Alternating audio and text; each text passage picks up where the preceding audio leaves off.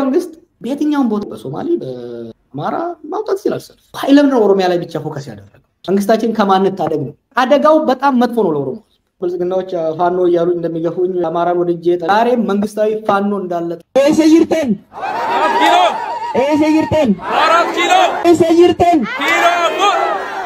4 ኪሎ ይርተን ይምዲ ዋው achi keessa kan baaneef maal gochuu qabna akka warri mootummaan aan jedhu san faannoo jaalachuu yookiin ammoo amaara jaalachuu miti an keessoodhaan summii as keessa jiru hedduu waan hin quba qabuu fi hiriira dhiyeenya kana oromiyaa qofa keessatti baasiisanii guutuu biyyattii keessatti baasiisuu osoo danda'an maaliif dhiisan jechuudhaan sababoota inni kaasame aga tokko waliin dhageeffanna gaafiif deebii kuush miidiyaa waliin kaleessa galgala inni afaan amaaraatiin godhe keessa kan fudhatameedha akkuma shaneen biltsiginnaa jirtu faannoon biltsiginnaallee jirti jechuudhaan mee waan haala yeroo wajjin wal qabatu waan Jawahar jedhee fi akkasuma gartee waan warri badhaadhinaa chatin jiru haga tokko video isaanii kana waliin dhageeffanna nabdu mobile biraa bagar deebiidhaan gara channel ga yartan isin jira waggoota afran dabre kana oromiyaa fi amaara keessattuu bakka daangaa isaanii gartee wal daangessuun keessattuu ummata walloo kanaaf gartee sagalee haa taanu ajjecha ummata walloo irraa dhaabbatu jechuu kana waggama baranuma kanatti fakkaata soomanuma barana kanatti fakkaata uka gartee ummatni kun xiqqasho boqonnaa fudhate jechuudha dhageenne ka dhiyeenya kana waa'ee gartee miidhaan ummata walloo irratti faannuudhaan akkas taame kan jedhamu kana akkasuma gartee atta warri faannootu bar yeroo garagaraatitti nuti gartee shaneedha haleellee shanee irratti tarkaanfii fudhanne faa jedhan ummatuma nagaa gartee ummata keenya gartee kan walloo kan salaalee kan adda addaa kanarratti gartee miidhaa adda addaa qaqqabsanii jechuudha. Kanaafuu amman tan ammoo wanni sun tartiiba jijjiirateetti jira jechuudha Jawahar kan inni kaasee duraan Oromiyaa keessatti shaneen ajjecha akkana raawwate shaneen amaara ajjeesse waan jedhamutu gartee bal'inaan deemamaatiin ture amman tan ammoo tartiibni suni jijjiirameetiin haalli akkaataa duraa suni jijjiirameetiin warrummaan gartee kaleessa shaneen amaara ajjeesse jechuudhaan akkas taphataatiin ture taateen sun amman tana dhaabbatee jira dhaabbachuu qofaa miti istaayilii sun amman tana jijjiirame jira jechuudhaan illee dubbatee jira Jawahar. Waa'ee faannoo kanaan wal qabatee Jawahar irratti dubla bal'aadha kan deemamaatiin jiru keessattuu karaa tiktookiin ajandaan kun kan OA deemaa jiru jechuudha. Oromoon akka Oromootitti nafxanyaa yookiin ammoo faannoo ifirraa qolatuu qaba waan amma gartee walloodhaan itti dhufe amma gartee haga Eeltiraadhaan bahutti haga warra Tigraay walumaa galatti warra kaabaa tokkoomeetiin Oromoo irratti gartee ka'eetti jira. Oromoon ammoo isa kana ifirraa qolatuudhaa fi mootummaa nama tarkaanfii irratti fudhataa jiru kana cinaa dhaabbatuu qaba waan jiruudha. Namoonni mootummaa kana deeggaranii fi mootummaanis akkasuma namoonni biroollee dabalatee jechuudha yaada isaanii kan ibsatan jechuudha. Jawahar fi namoonni Jawahar fakkaatan ammoo kun ammoo Oromoodhaa fi summii hamaadha adaga hamaadha bakka kaleessa gartee warri itti kufee fi akkasuma gartee boolli Oromoodhaaf as duubaan qopheeffametti Oromoon kufuu hin qabu balaa nama tokkoof dhufee balaa miiliyoona uummata gartee 40 50 60 ta'uu hin qabu ka jedhurraa kan ka'e Jawahariin ammoo akkamitti kana jedha akkamitti gartee faannoodhaaf dhaabbata Jawahar tokkummaa Oromoo hin jaalatu Jawahar caba faannoo hin jaalatu yeroo gartee mootummaan kun qaruumatee gara Oromootti as deebi'ee faannoo kana irraa haleelaa jiru cinaa dhaabbatuu didaa Jawahar gartee summii Oromooti ka jedhu dubla bal'atu deemaatiin jira jechuudha. Jawahar isa kanarratti illee waan jedhe qaba mee jalqaba ቪዲዮ isaa kana aga tokko waliin dhageeffanna. አምባገነኖች ሁሌም የጎንዮሽ ግጭት እንዲኖር የጎንዮሽ ውጥረት እንዲኖር ይፈልጋሉ። በህዝቦች መካከል ሽኩቻ እንዲኖር በህዝቦች መካከል የጎንዮሽ መገፋፋት መኖር ያንድ አምባገነናዊ እድሜ ከሚያራዝመው ነገር ውስጥ ዋናው እሱ ነው። የኦሮሞና የአማራ ማህበረሰብ ሁለቱ ዋና ቡድኖች ናቸው ኢትዮጵያ ሀገር መንግስት ውስጥ ለመቶ ዓመታት የግጭትም የትብብርም የጦርነትም የፍቅርም የትስስርም የመበጣጠስም ታሪክ አላቸው። ሁለት ዋና ከመሆናቸው የተነሳ ራይቫል ናቸው ተፎካካሪም ናቸው። ይህ ስለሆነ ፍትጊያ ሎንግ ታይም የነበረ ፍትጊያ ረጅም ድንበር አላቸው ስካተር ናቸው። ትልቅ ቁጥር ያለው ኦሮሞ አሁን አማራ ክልል ውስጥ አለ። ትልቅ ቁጥር ያለው አማራ ኦሮሚያ ውስጥ ተበታትኖ ይኖራል። ታሪካዊ ቡጭቶች ቁስሎች አሉ።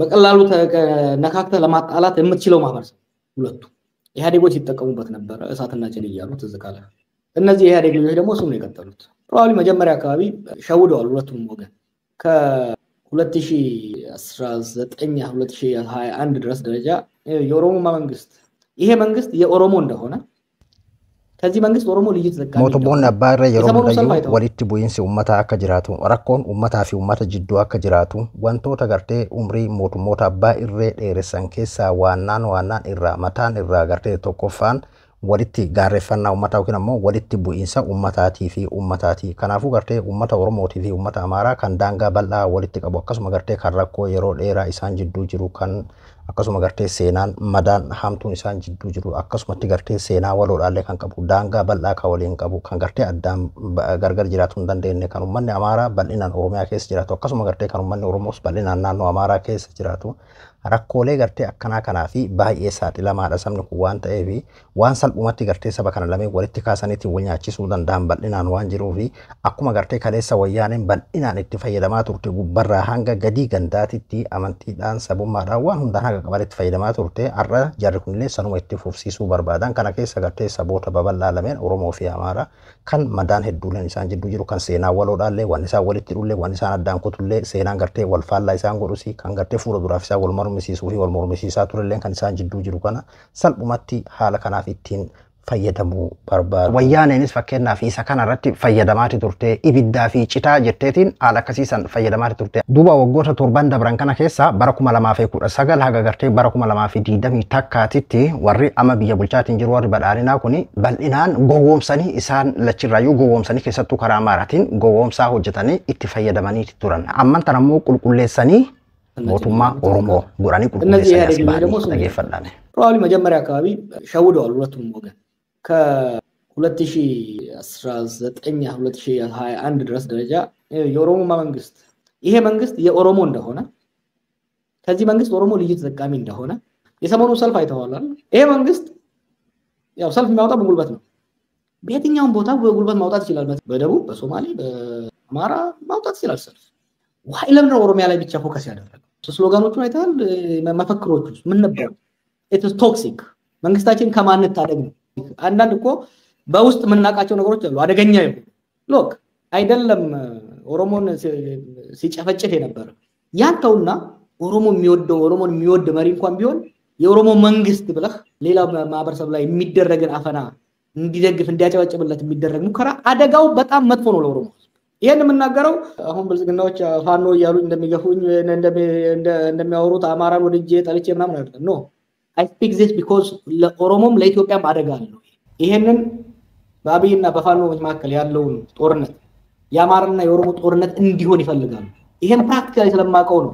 ኦሮሞ ለማኩር ሰደ ጭና ተቆራ ኩማ ለማኩር ሰገ ረሃገ ዲደሚ ተካቲት ያገ ተቆ ገሬ ለቹ አገሬ አማራቲ ፊ ገሬ ኦሮሞ ለ ጎምሰኔ ያገ ተቆ ኢቲ ፈየደማኒቲ ጅራን ኢሳ ገርቴ ሸኔን አማራ ጄስቲ ኦሮሚያ ከሰት ጅራሙ ሰኔ ደካ ወኔን ታሚን ጅሮ ኦሮሚያ ከሰቱ ከራ ወለጋን ከሰት የቹ ዳሊጣ ወለጋ ከሰት ዋሄዱ ተወጀተመ የቹ ዳ ረጫላ ሀገ ገርቴ አማራ ኦሮሞ ጄሰ ጫላ ኦሮሞን አማራ ጄስ ዋንጁ ዮኪን ሸኔን Amara jeftawan kadimamatiin turesan gaafsan garte maksan jechuudhaan Amara ifcuna sallafsiisaniitiin fakkeenyaa fi barra hatta namoota dhuunfaa akka Jowaar kana iyyuu Haacaaluu ajjeesanii Jowaar tunu hafe waan jaamusan hundayyuu gartee fakkeenyaa fi isaan hoogganaatiin ture ka jiru as keessatti kaaseetti jira ka Jowaar amman tan ammoo wanni sun bifa jijjiirateetiin mootummaa Oromoo tahanii akka gartee paartiititti yookiin ammoo gartee akka mootummaatitti osoo hin ta'in wal waraansaa ummataatii fi kan faanuu jedhaniiti waan barbaadu akka sabaatitti Oromoon mootummaa kana waliin dhaabbate mootummaa kana jaalate mootummaa Oromoo akka inni jiru mootummaan kun gartee akka waan Oromoodhaaf waan gaarii gartee hojjetaatiin jiru saba biraa immoo kophatti miidhaa jiru Amaara akka waan kophatti miidhaa jiru Tigiree akka waan kophatti miidhaa jiru fakkeessuudhaan haala akkasii saniin dhiheessaatiin jiran fakkeenyaaf hiriira dhiheenya kana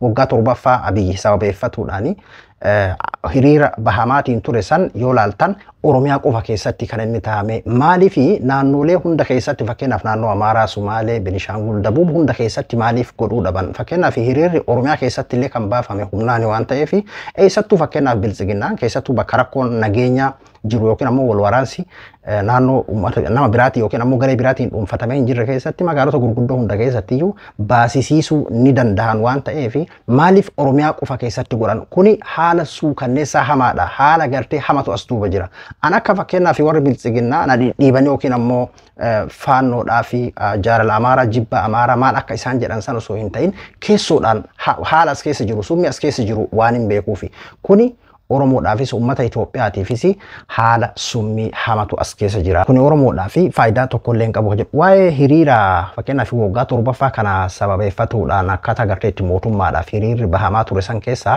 dhaadannoolee achi keessatti viidiyoo gabaabaa sooshaal miidiyaa kanaan sirriitti dhagahamu eessa jirtu? Eessa jirtan?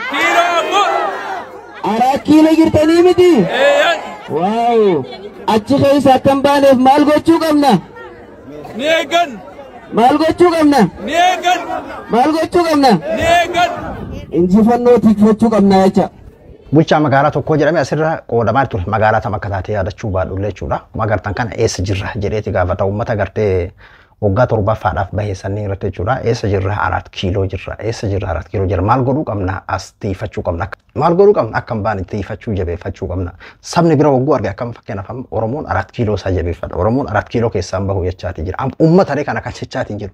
Amma Inna taateedhaan akkaataa gartee abba viidiyoolee akka Jawaar jedhee sanniin keessaa tokko isin jechuu barbaadeeti. Inni kun akkuma dhageessan kana Itoophiyaa guutuu keessatti gartee baasisiisuu osoo danda'an jijjiiramni kan dhufe Oromiyaa qofa keessatti miti. Abiyyi kan bulchaatiin jiru kantiibaa gartee yookiin ammoo Oromoo qofaa miti. Itoophiyaa guutuu keessatti baasisuu osoo danda'an maaliif Oromiyaa keessatti qofa kan godhan kuni summii hamaadha. Kuni gartee haala agarsiiftuu hamtuudha jechuudhaan akkasitti jechuudha Jawaar. ይሄን ፕራክቲካሊ ስለማውቀው ነው ኦሮሞ በአማራ ተጠቃው አማራው በአማራ በኦሮሞ ተጠቃው የሚለው ስሜት እንዲያድግ ይፈልጋሉ። የኛ ህዝብ መጠንቀቅ ያለበት በተለይ ኦሮሞ መጠንቀቅ ያለበት መንግስት የራሱ ሸኔ እንደነበረ አሁን ለሁሉም ግልጽ ሆኗል። ዛሬ መንግስታዊ ፋኖ እንዳለ ተረጥራለሁ። ከ2018 እስከ 2021 በየጊዜው ሸኔ አማራ ገደለ ሸኔ አማራን ገደለ ይባል ነበር። ኦልፈሰደን እኮ አሁን ቆመ ያ ነገር በነገራችን ላይ ግድያው ስለቆመ ብቻ አይደለም። አንደኛ አጀንዳው ተለወጠ። ያኔ አማራ ከጎኑ ማሰለፍ ነበር ይፈልገው። አሁን ኦሮሞ ነው ከጎኑ ማሰለፍ ይፈልገው። ቀጥሎ ፋኖ ሰው ገደለ ፋኖ ኦሮሞን ገደለ የሚለው እየጨመረ ነው የሚሄደው። ሎክ የአማራና ኦሮሞ ልዩነቶች አሉ ይኖራሉ ወደፊትም የምንከራከርባቸው ናቸው። ግን ይሄ ህዝብ የትም ሄድ ተናግሮ የሚሄድ ህዝብ ጎቻ ጎምሳ ከበረኩማ ለማኩሉ ሰገለ ዳጋ ዲደሚ ተካ አከሲቲ ፈየደማቲን ቱራን kan gartee Tigree fi Amaaraa fi Oromoo jedhamu kan fayyadamaatiin turan san amman ammoo gartee akka mootummaan kiyyanaa godhe jedheetiin uummanni kun cunqursaa amman tana uummata saba biraa irratti godhamu yookiin ammoo uummata Amaaraa irratti haa ta'u saba biraa irratti godhamu kana akka gartee Oromoon mootummaa kiyyatu naa godhe jedheetiin harka dhahuu fakkeessuudha barbaadu. Kun ammoo Oromoon kana godhuun akka malee waan hamaadha Oromoodhaaf kan jedhudha. Yookiin ammoo jaalala Amaaraatiif jaalala saba biraatiif yookiin jibbaa mootummaa kanaatiif osoo hin ta'in Oromoo as keessa miidhaa guddatu jira kan jirudha. Akkaataa gartee kaleessa shaneetu ajjeese chaatiin turan san shaneen mootummaa akka jiru namni hundinuyyuu amma ni hubata. Akkasuma faannoon biltsiginnaallee jiraatuu isaatiin shakka haga ammaan tanaatittillee. Akkuma kaleessa gartee Amaarri akka isaanii waliin dhaabbatu godhaatiin turan arantan ammoo Oromoon akka isaanii waliin dhaabbatu godhanii Amaaraa irratti duulu barbaadanii kanarraa Oromoon sirriitti of eeggachuu qabanii waanin keessa beekuu qabatamaaniin isinii dhaamaatiin jira ka jirudha. Kanaafuu gochaalee amma faannoon Oromoo ajjeese jechaatiin amma itti fufan kun kana caalaa dabalaatti deema waan ta'eef Oromoon kanarra sirriitti of eeggachuu qaba. Osoo mootummaan kun mootummaa gartee akkas Oromoo cafaatiin jiru ta'uu baatee mootummaa Oromummaa qabateetiin deemu jechuun kan fakkeenyaaf amma sabboonummaa qabuyyuu osoo taate maqaa gartee ummataatiin haala hamaa gartee amman tana deemaa jiru saba kanarratti oofuun gonkuma sirrii miti dura dhaabbatamuu qaba. Kun biltsiginnaa qofa waan ta'eef miti jechuudhaan haala akkasiisaniin dhibbata jechuudha. Gaafiif deebii kuush miidiyaa waliin godhe kan afaan Amaaraa irratti jechuudha. Daayitanii guutuu isaa daawwachuu dandeessan achirratti keessattuu bal'inaan waa'ee kaabaatiin kan wal qabatu waan haala waggoota torban dabree kana amma keessa as dabarree fi taatee amma waggaa torban kana keessatti taa'amee fi haala hegeree fuula duraa waa'ee rakkoo biyya keenyaatti waa wal qabatu bal'inaan achirratti kaaseeti jira jechuudha. Habtaam waliin gaafiif deebii kan inni godhe. Harab dabduu moobaala biraa hanga qophii biraatti walitti deebinutti nagayaan naa tura.